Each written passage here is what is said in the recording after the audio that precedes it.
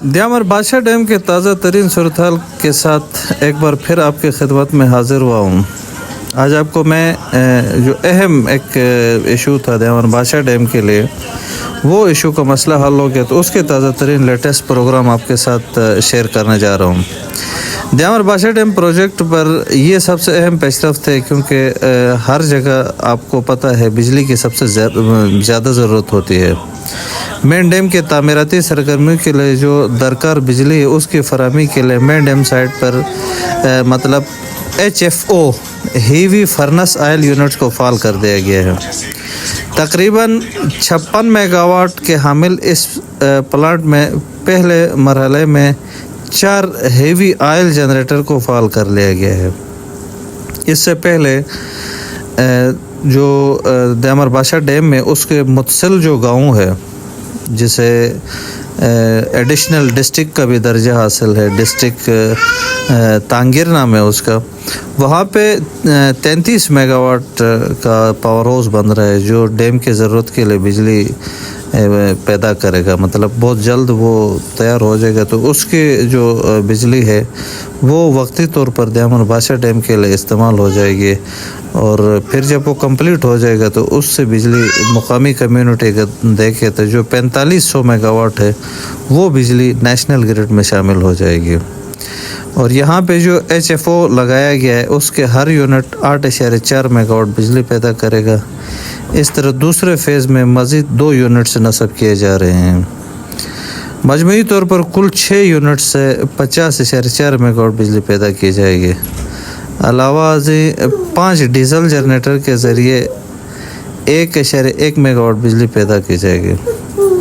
مجموعی طور پر یہاں پہ 55.9 میگا واٹ کل بجلی پیدا ہوگی، جو ڈیم کی تعمیراتی سرگرمی کو درکار ہوگی۔ آپ کو ساتھ یہ بھی بتاتا چلوں کہ دیامر بادشاہ ڈیم کے مختلف سائٹ پہ دن رات تعمیراتی سرگرمیاں جاری ہیں، اور اس ڈیم میں آپ کو پہلے بھی بتا چکا ہوں کہ یہاں 8.1 ملین ایکڑ فیٹ پانی سٹور ہوگا، جس سے 12,30,000 ایکڑ اراضی زیر کاشت آئے گی۔ دیامر بادشاہ ڈیم کی بجلی پیدا کرنے کی صلاحیت ویسے بھی ہم سب کو معلوم ہے کہ یہاں پہ 4500 میگا واٹ بجلی بن جائے گی، جس سے قومی نظام کو سالانہ مطلب جو نیشنل گرڈ ہے اس سے 18 ارب یونٹ سستی اور ماحول دوست بجلی میسر آ جائے گی۔ اب یہ ڈیم بنانا کتنا ضروری ہے آپ اس سے بخوبی واقف ہو گئے ہیں۔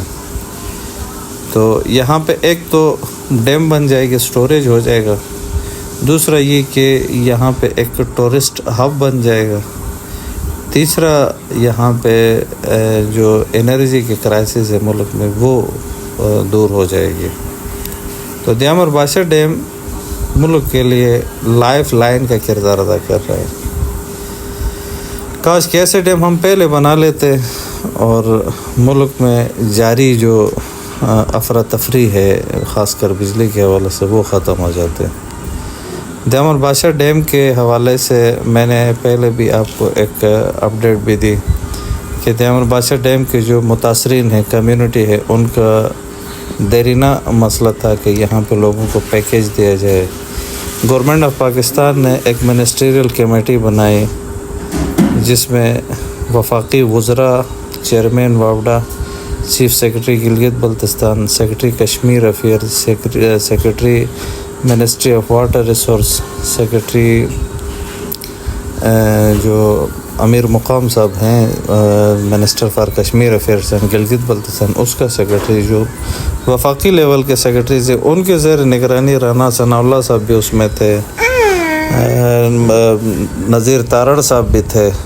تو وہ سب مل کے انہوں نے ایک باقاعدہ معاہدہ کر لیا کمیونٹی کے ساتھ۔ وہ کمیونٹی نے اس کو تسلیم کر لیا، اور 31 نکاتی ان کا چارٹر آف ڈیمانڈ تھا، گورنمنٹ نے اس کو ایکسیپٹ کر لیا، ان کے تمام جائز مطالبوں کو منظور کر لیا، اور پھر متاثرین کو ہر طریقے سے فیسیلیٹیٹ کرنے کے لیے ان کو باقاعدہ جو ہے پیکیج دیا گیا۔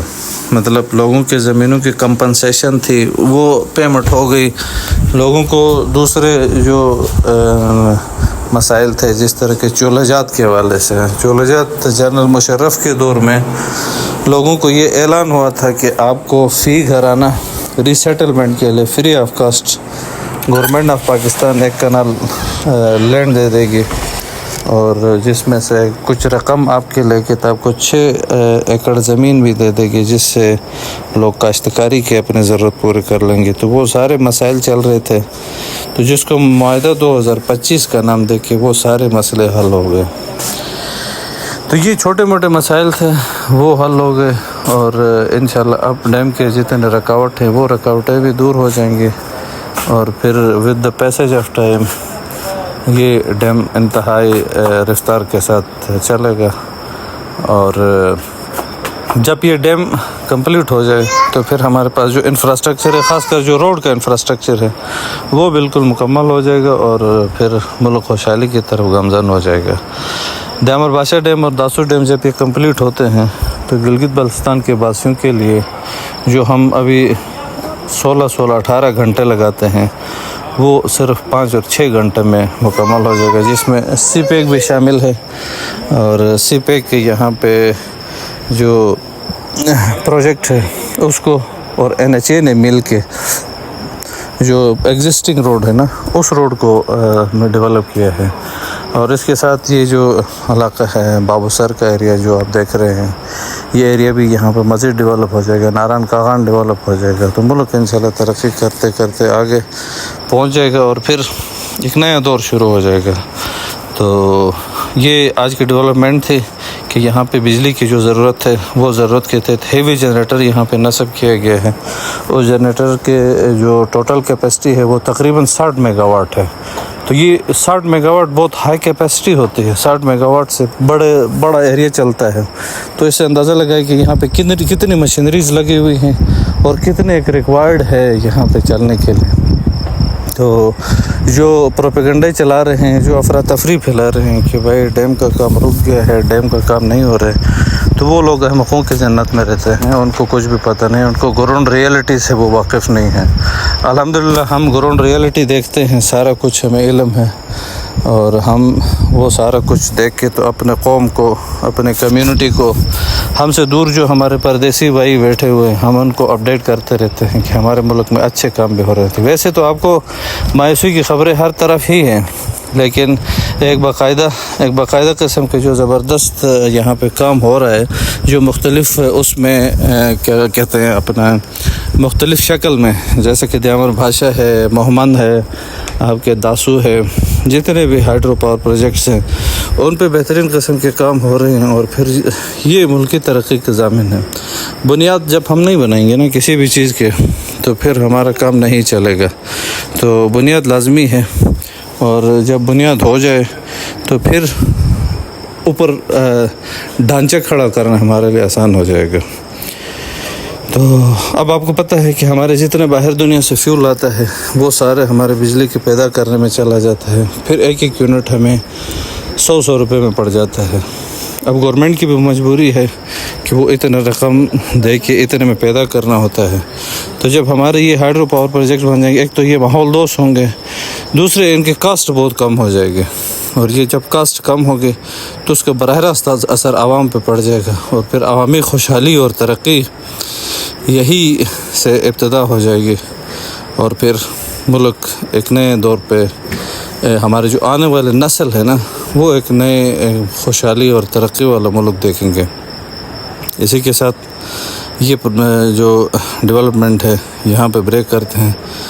ملتے ہیں کسی دوسرے سٹوری میں, کسی اچھے اور حوصلہ افزا سٹوری میں. اپنے بھائی کا چینل کو سبسکرائب بھی کریں, لائک بھی کریں, اور اپنے قیمتی آراء سے بھی نوازیں تاکہ میں آپ کو مزید اچھی ویڈیوز بناؤں گا.